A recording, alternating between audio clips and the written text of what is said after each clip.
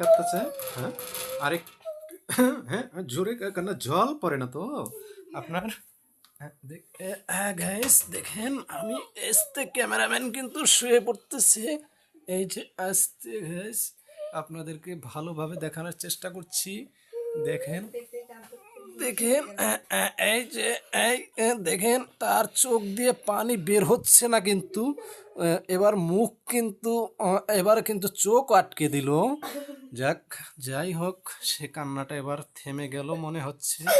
Hello guys, দেখেন আহ, যাই হোক, আমরা পরিপূর্ণভাবে এবার আমরা পুরোটা ক্লিয়ার দেখাতে পাচ্ছি যে সে কিভাবে কান্নাটা করছে।